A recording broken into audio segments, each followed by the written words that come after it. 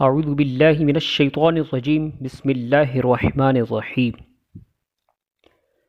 میرے بھائیو بہنوں بزرگوں، السلام علیکم ورحمۃ اللہ وبرکاتہ۔ امید ہے کہ اللہ رب العزت کے فضل و کرم سے آپ سب خیریت سے ہوں گے۔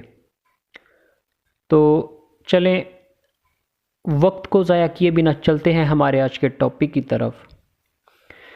ہمارا آج کا ٹاپک ہے، ہم مسلمان فلسطین سے محبت کیوں کرتے ہیں؟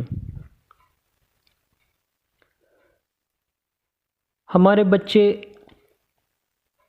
بھلے ہم سے پوچھیں یا نہ پوچھیں، ہمارا کام ہے کہ انہیں بتائیں کہ ہم فلسطین سے اس لیے محبت کرتے ہیں کہ فلسطین انبیاء علیہ السلام کا مسکن اور سرزمین رہی ہے۔ حضرت ابراہیم علیہ السلام نے فلسطین کی طرف ہجرت فرمائی۔ اللہ تبارک و تعالی نے حضرت لوط علیہ السلام کو اس عذاب سے نجات دی جو ان کی قوم پر اسی جگہ نازل ہوا تھا۔ حضرت داؤد علیہ السلام نے اسی سرزمین پر سکونت رکھی اور یہی اپنا ایک محراب بھی تعمیر فرمایا۔ حضرت سلیمان علیہ السلام اسی ملک میں بیٹھ کر ساری دنیا پر حکومت فرماتے تھے۔ چیونٹی کا وہ مشہور قصہ جس میں ایک چیونٹی نے اپنی باقی ساتھیوں سے کہا تھا، اے چیونٹیوں اپنی بلوں میں گھس جاؤ، یہی اس ملک میں واقع اسقلان شہر کی ایک وادی میں پیش آیا تھا، جس کا نام بعد میں وادی نمل یعنی چیونٹیوں کی وادی رکھ دیا گیا تھا۔ حضرت زکریا علیہ السلام کا محراب بھی اسی شہر میں ہے۔ حضرت موسیٰ علیہ السلام نے اسی ملک کے بارے میں اپنے ساتھیوں سے کہا تھا کہ اس مقدس شہر میں داخل ہو جاؤ۔ انہوں نے اس شہر کو مقدس، اس شہر کے شرک سے پاک ہونے اور انبیاء علیہ السلام کا مسکن ہونے کی وجہ سے کہا تھا۔ اس شہر میں کئی معجزات وقوع پذیر ہوئے، جن میں ایک کنواری بی بی حضرت مریم سلام اللہ علیہ کے بطن سے حضرت عیسیٰ علیہ السلام کی ولادت مبارکہ بھی ہے۔ حضرت عیسیٰ علیہ السلام کو جب ان کی قوم نے قتل کرنا چاہا تو اللہ تبارک و تعالیٰ نے اسی شہر سے آسمان پر اٹھا لیا تھا۔ ولادت کے بعد جب عورت اپنی جسمانی کمزوری کی انتہا پر ہوتی ہے، ایسی حالت میں بی بی مریم کا کھجور کے تنے کو ہلا دینا بھی ایک معجزہ الہی ہے۔ قیامت کی علامات میں سے ایک حضرت عیسیٰ علیہ السلام کا زمین پر واپس تشریف اسی شہر کے مقام پر سفید مینار کے پاس ہوگا۔ اسی شہر کے مقام پر حضرت عیسیٰ علیہ السلام مسیح دجال کو قتل کریں گے۔ فلسطین ہی ارض محشر ہے۔ اسی شہر سے ہی یاجوج و ماجوج کا زمین میں قتال اور فساد کا کام شروع ہوگا۔ اس شہر میں وقوع پذیر ہونے والے قصوں میں سے ایک قصہ طالوت اور جالوت کا بھی ہے۔ فلسطین کو نماز کی فرضیت کے بعد مسلمانوں کا قبلہ اول ہونے کا اعزاز بھی حاصل ہے۔ ہجرت کے بعد حضرت جبرائیل علیہ السلام دوران نماز ہی حکم ربی سے امام الانبیاء ہمارے آقا محمد رسول اللہ صلی اللہ علیہ وسلم کو مسجد اقصیٰ یعنی کہ فلسطین سے بیت اللہ کعبہ مشرفہ یعنی کہ مکہ مکرمہ کی طرف رخ کرا گئے تھے۔ جس مسجد میں یہ واقعہ پیش آیا وہ مسجد آج بھی مسجد قبلتین کہلاتی ہے۔ حضور اکرم صلی اللہ علیہ وسلم معراج کی رات آسمان پر لے جانے سے پہلے مکہ مکرمہ سے یہاں بیت المقدس یعنی کہ فلسطین لائے گئے تھے۔ سرکار دو عالم صلی اللہ علیہ وسلم کی ابتدا میں انبیاء علیہ السلام نے یہاں نماز ادا فرمائی۔ اس طرح فلسطین ایک بار پھر سارے انبیاء کا مسکن بن گیا۔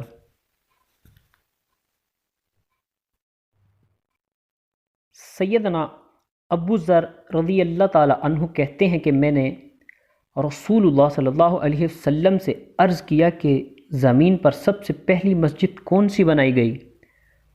تو آپ صلی اللہ علیہ وسلم نے فرمایا کہ مسجد الحرام یعنی خانہ کعبہ۔ میں نے عرض کیا کہ پھر کون سی؟ آپ صلی اللہ علیہ وسلم نے فرمایا کہ مسجد الاقصی یعنی بیت المقدس۔ میں نے پھر عرض کیا کہ ان دونوں کے درمیان کتنا فاصلہ تھا؟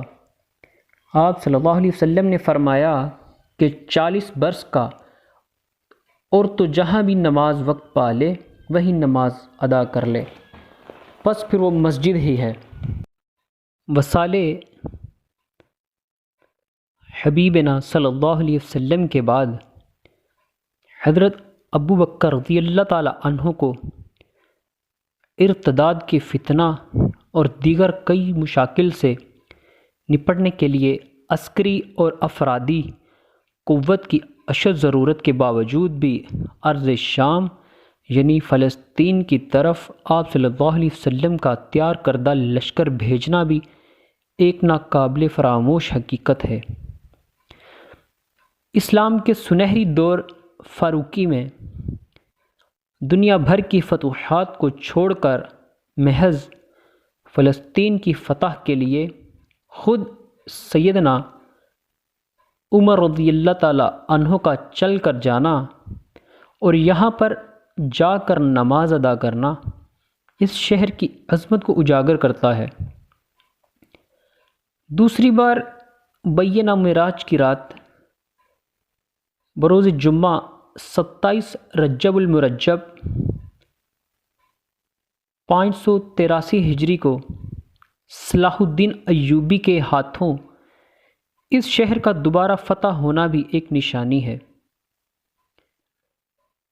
بیت المقدس کا نام قدس قرآن سے پہلے تک ہوا کرتا تھا۔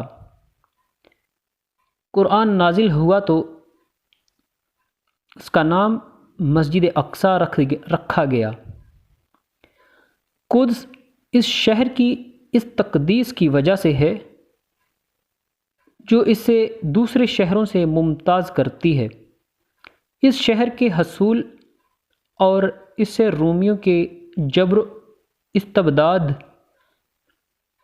سے بچانے کے لیے 5000 سے زیادہ صحابہ کرام رضوان اللہ علیہم اجمعین جام شہادت نوش کیا، اور شہادت کا باب آج تک بند نہیں ہوا، سلسلہ ابھی تک چل رہا ہے۔ یہ شہر اس طرح شہیدوں کا شہر ہے۔ مسجد اقصی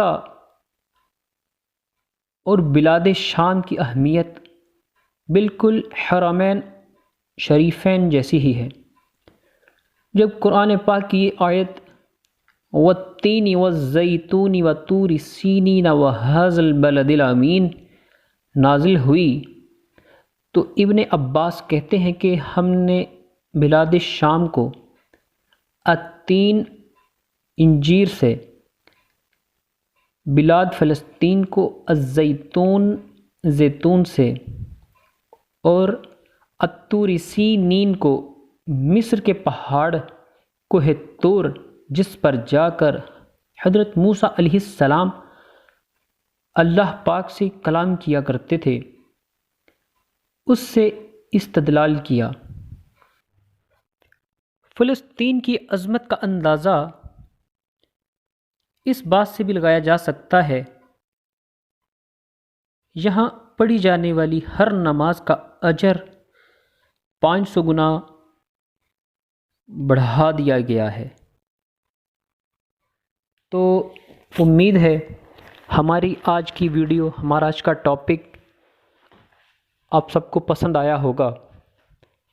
تو ملتے ہیں ہمارے نیکسٹ ٹاپک میں، تو ہمیں بھی دعاؤں میں یاد رکھیے گا، اور انشاءاللہ آپ بھی ہماری دعاؤں میں یاد رہیں گے، اور ہمارے چینل کو لائک، سبسکرائب اور شیئر کرنا نہ بھولیے گا۔ اللہ رب العزت آپ سب کا حامی و ناصر ہو۔ السلام علیکم ورحمۃ اللہ وبرکاتہ۔